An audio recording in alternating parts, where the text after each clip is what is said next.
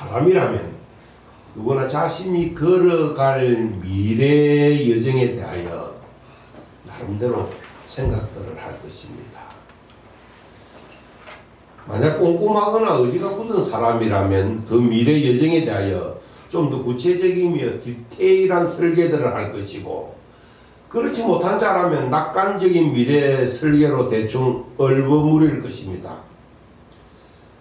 하지만 재미나는 사실은 자신이 설정한 미래가 어떻게 진행될지 아무도 모른다는 것입니다. 2024년 새해가 시작된 지 벌써 2주가 되었습니다. 새해 설계를 하나님 앞에서 세워야 했는데도 그러지 못한 예신인들이 대부분일 것입니다. 오늘 우리는 자신이 받은 고난을 통하여 자신을 향한 하나님의 섭리를 깨우쳐 가던 한 신앙의 선배를 만나고자 합니다. 그의 이름은 여러분도 잘 아는 욥입니다. 욥은 지금 사람이 감당할 수 없는 극한 고통과 고난 중에서 하나님의 기쁘신 섭리를 찾고자 애를 썼습니다. 그는 하나님께 나아가 자기가 당한 재앙을 호소했습니다.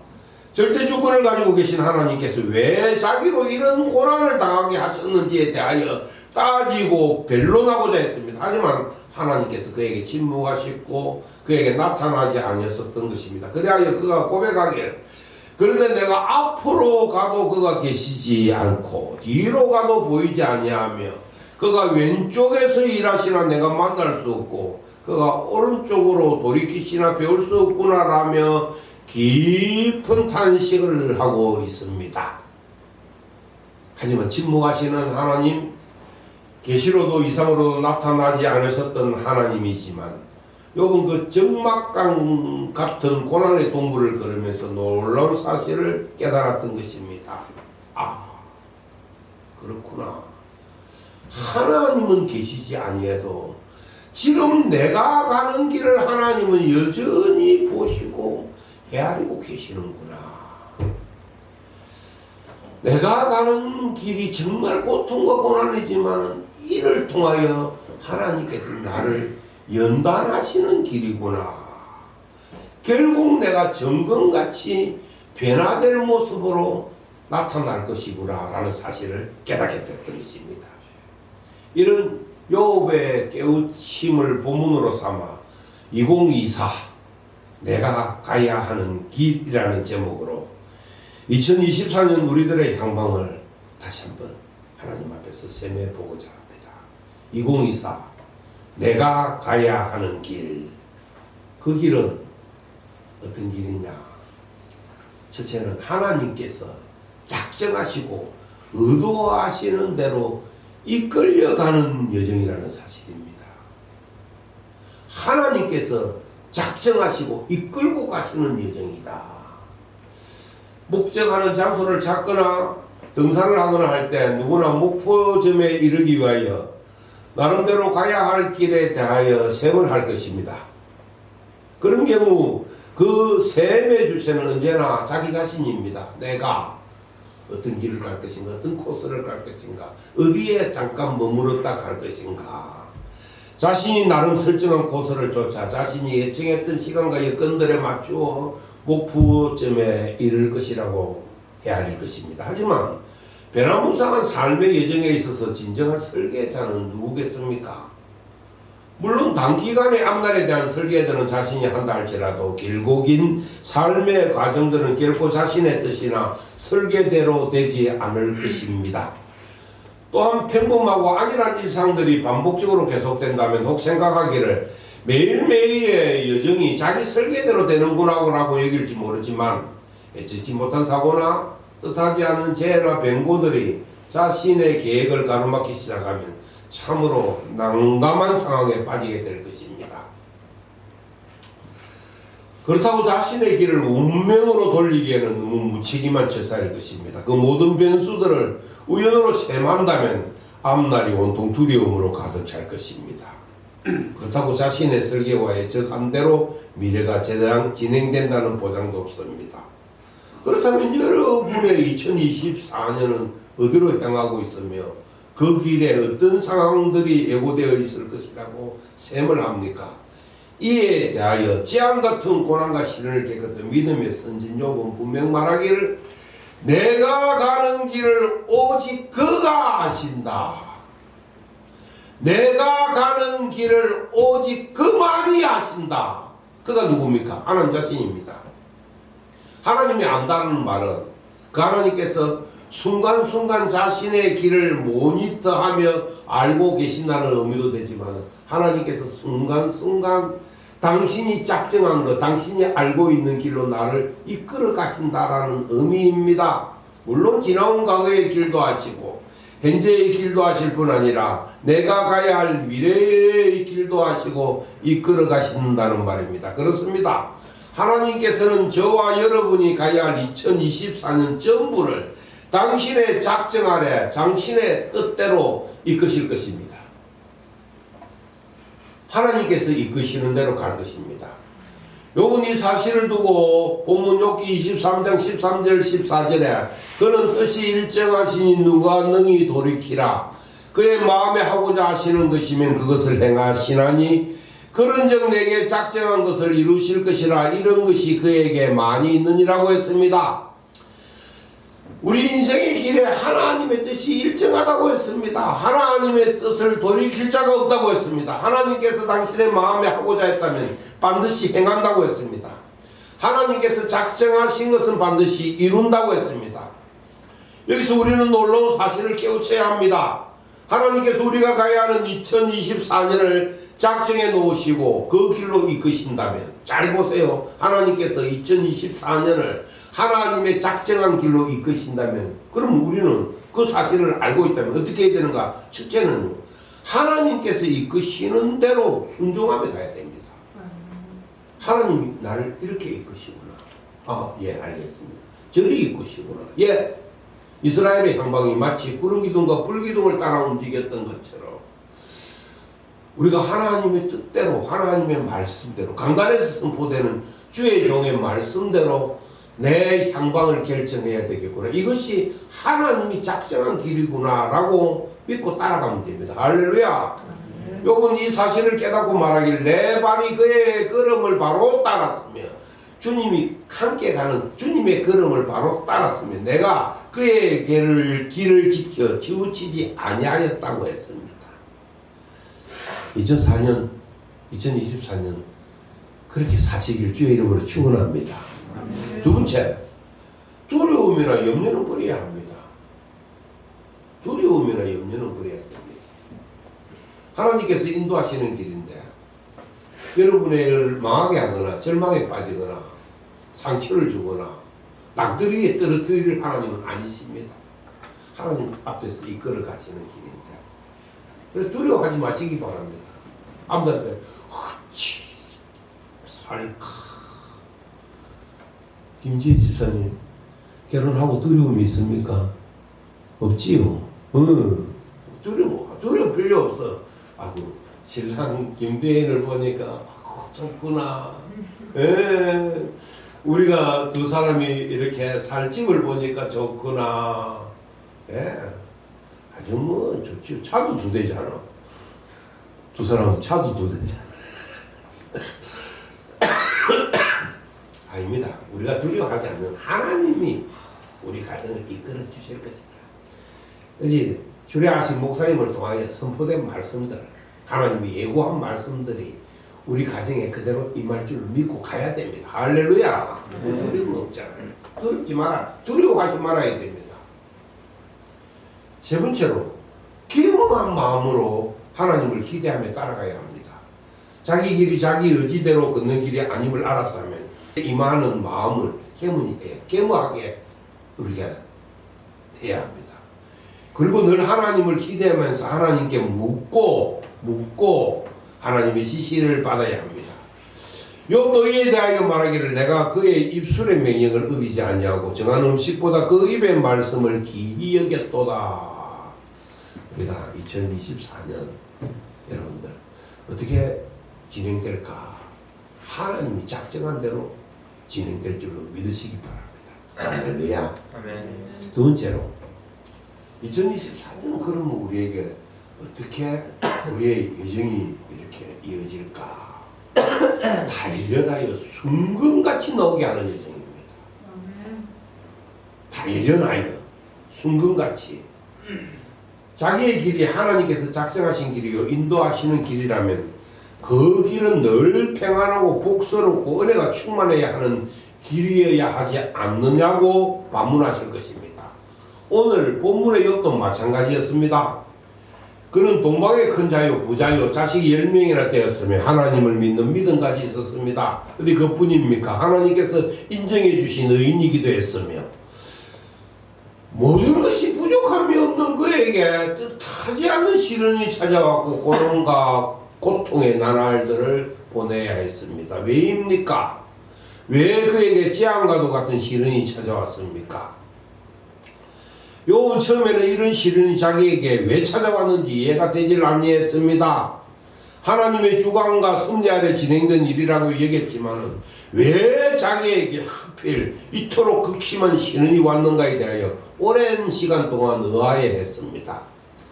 하지만 이제 그는 그 사실을 깨달았습니다. 본문 욥기 23장 10절에 내가 가는 길을 그가 아시나니 그가 나를 단련하신 후에는 내가 순금같이 되어 나오리라고 고백했습니다. 단련, 이 히브리어로 메하닌이라는 말인데 이것은 샘불에 금속을 녹이는 재련의 과정을 설명하는 단어입니다. 단련, 연담, 단련. 금속을 샘불에 녹이면 세 가지 유익이 있습니다. 금속을 우리 불에 밟으면 세 가지 유익이 있습니다. 첫째는 불순물을 태워 금속의 순도를 높이게 됩니다. 우리 금속 안에 보이지 않게 여러 가지 잡스러운 물건 그런 이물질이 다 타고 금속 본연의 순도를 높이는 그런 이점이 있습니다. 두 번째로는 금속의 강도를 재련시킬 때는요, 이 쇠들 보면 빨리 딱 확 녹여갖고 물에 빡 이으면 아주 강하게 되고 천천히 녹이면 쇠가 물렁물렁하게 되거든요. 이 주인, 재련하는 주인의 마음에 들도록 강도를 유지하기 위함에 연단을 시킵니다.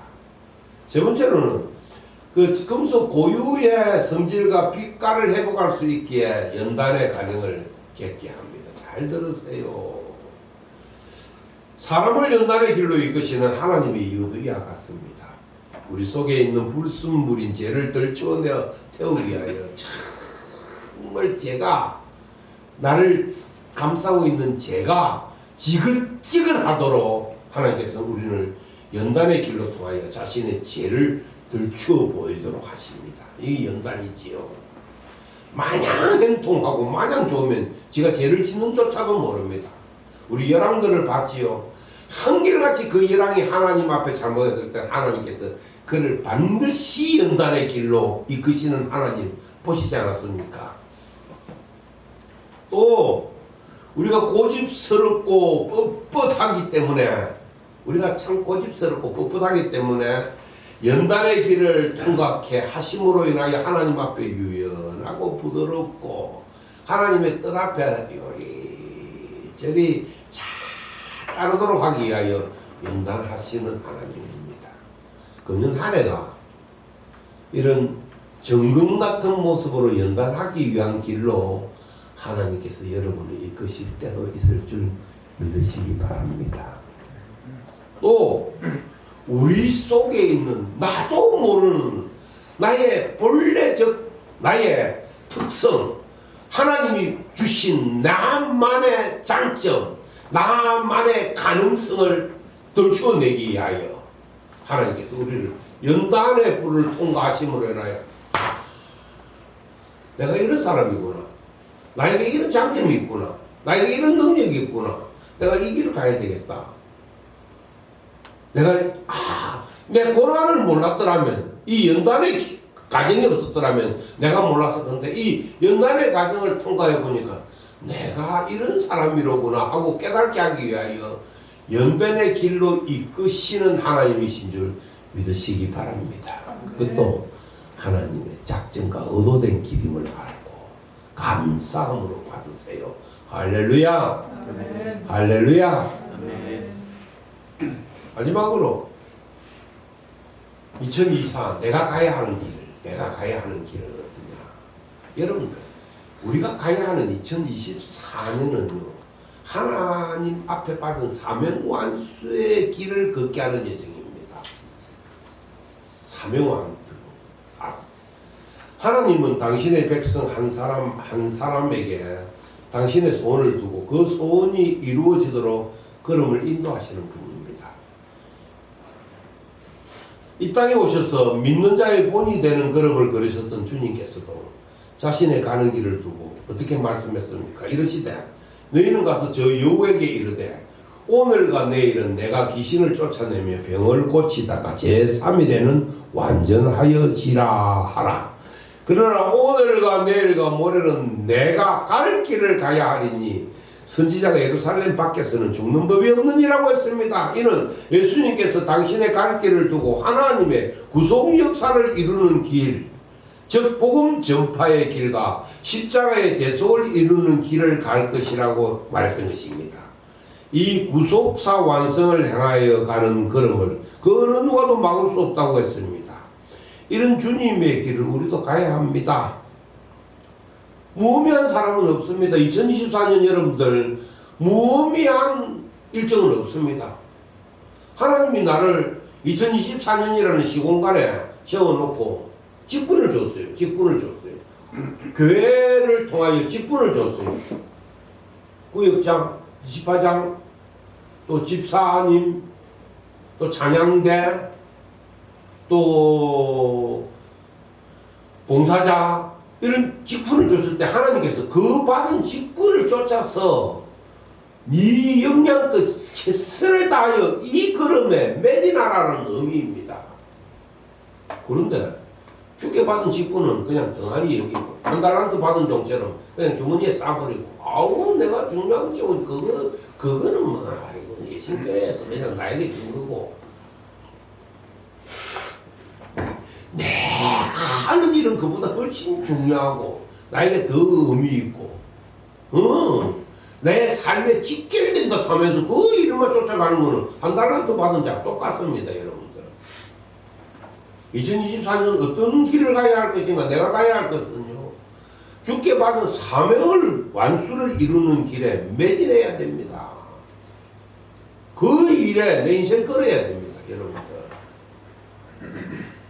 주의 종 사도 바울도 자신의 삶을 종결하는 자리에서 어떻게 지나온 길을 고백하고 있습니까? 나는 선한 싸움을 싸우고 나의 달려갈 길을 마치고 믿음을 지켰다 라고 했습니다. 우리 예수님들을 향하여 여러분들 결산을 할 때 우리 교회가 행위결산은 교회가 잘 할 수 없어요. 전도를 몇 명 했느냐, 그것도 했으면 좋겠어요. 1년을 두고 이 전도 몇 명 했느냐, 주일 예배는 몇 번 드렸느냐, 기도회는 몇 번 참석했느냐, 금요 기도회는 몇 번 참석했느냐, 새벽 기도회는 몇 번 참석했느냐, 독경은 얼마나 했느냐, 이런 종합적 보고서는 없지만은 그래도 여러분에게 결산 보고서를 하나는 줍니다. 송동회 때 우리 신교회가 그 결산 보고서가 뭡니까? 네가 1년 동안 하나님 앞에 어떻게 헌금을 했느냐 하는 결산 보고서는 우리한테 주어지지요. 그거밖에 안 줍니다. 우리 예신교회에서. 그거 보면요, 그래도 내가 쓰고 싶은 돈 약해서 하나님 앞에 감사했고, 성경금 드렸고, 건축원금 드렸고, 절기연금 드렸고, 또 아깝지만 11조금 드렸고, 11조를 드린다는 것은요, 여러분들 꽤 믿음이 올라가야 됩니다. 예? 어떻게 도네이션 박스에 내가 그래도 그 금을 들여서 도네이션 박스를 채웠고, 그거는 흔적으로 남아있어요. 지금 흔적. 그러나 하나님께서는요, 우리 1년을 평가하시는 하나님께서는요, 그것만 하겠습니까? 기도, 네가 찬양대 반주로, 찬양대 헌신으로, 전도의 현장으로 하나님께서 다 헤아리고 계시고, 이기에 대하여 종합적 평가와 세부적인 평가와 거기에 대하여 응답 주시는 하나님입니다. 잘했다, 충성된 종아, 네가 작은 일에 충성하니, 그 큰 일은 아니에요. 작은 일이에요. 내가 네한테 큰 것을 맡기노라고 하나님이 우리가 살아온 시간 여정에 반드시 결산하시는 하나님이신 줄 우리가 알지 않습니까? 또 이미 2주가 시작되었어요. 2주가 시작되었어요. 제가 여러분들에게 이 2주가 시작되었지만 이제 지금부터 1월, 2월, 3월 계속되는 시간 여정 중에 주께 받은 사명을 내가 어떻게 완수해야 될 것인가, 이 길을 가야 된다. 2024년 이 길을 멋지게 가서 우리가 하나의 결산을 할 때 하나님, 나는 이런 걸음을 걸었습니다 라고 고백할 수 있어야 됩니다. 사랑하는 예신 여러분, 오늘 이 자리에 모인 예신들이 가야 할 2024년의 길이 본문의 욥처럼 하나님께서 작정하신 길로 진행될 줄로 믿으시기 바랍니다. 자기 길이 작정된 길이라면 겸손하게 주께 묻고 주와 더불어 행하는 것이 지혜로운 일입니다. 작정된, 주님께 물어봐야 돼. 자꾸 주님 이렇게 할까요?